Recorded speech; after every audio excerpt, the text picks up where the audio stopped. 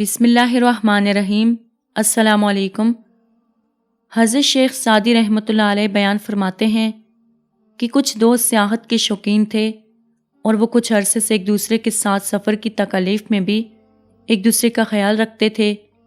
میں نے ان سے کہا کہ وہ مجھے بھی اپنا ہم سفر بنا لیں تو انہوں نے انکار کر دیا۔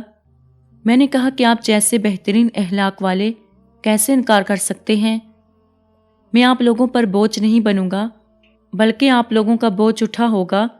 ان میں سے ایک نے کہا کہ ہمارے انکار کی وجہ یہ ہے کہ ہمارے درمیان ایک درویش اس سے قبل آیا تھا اور وہ ہمارا قیمتی سامان چرا کر بھاگ گیا تھا۔ اب ہمیں کیا علم کہ درویشی کے لباس میں کون ہے، اور خط لکھنے والا ہی جانتا ہے کہ اس نے خط میں کیا لکھا ہے۔ درویش چونکہ بے ضرر ہوتے ہیں اس لیے ہم نے اس کو اپنا ساتھی بنا لیا۔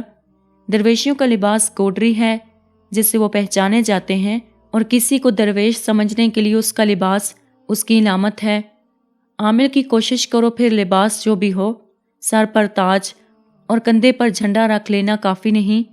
شہوت اور لالچ کو ترک کرنا ہی حقیقی تقویٰ ہے، نہ کہ گوڈری پہن لینا۔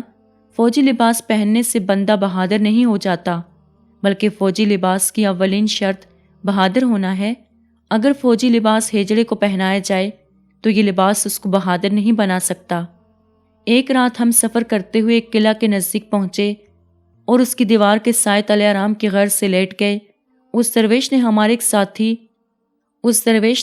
ساتھی کو لوٹ لیا اور یہ کہہ کر چلا گیا کہ میں استنجا کر کے لوٹتا ہوں، اور پھر وہ قلعہ کی دیوار پر چڑھ گیا اور شاہی محل سے جواہرات سے بھرا ہوا ایک صندوق چرا کر بھاگ گیا۔ اس کو دیکھو جس نے گنڈری پہن رکھی ہے۔ ہم سب آرام سے سوئے رہے اور وہ کہیں دور نکل گیا۔ صبح میں پہرے داروں نے پکڑ لیا اور ہمیں خوب مار پیٹ کے بعد قید خانے میں ڈال دیا۔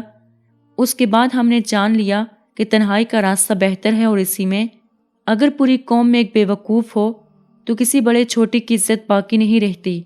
اور کیا تم دیکھتے نہیں کہ چراگاہ میں گاؤں کی تمام گائیں آلودہ ہو جاتی ہیں؟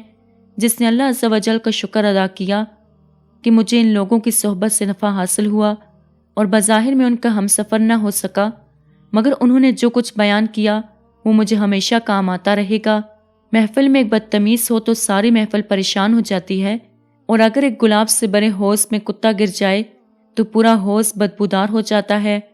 حضرت شیخ سعدی رحمۃ اللہ علیہ فرماتے ہیں کہ بس یاد رکھو کہ اچھی بات جہاں سے بھی ملے اسے قبول کرنے میں آر محسوس نہ کرو۔ امید کرتی ہوں کہ آپ کو آج کی ویڈیو پسند آئی ہوگی۔ مزید اسی طرح کی ویڈیوز دیکھنے کے لیے ہمارے چینل کو سبسکرائب کریں۔ خدا حافظ۔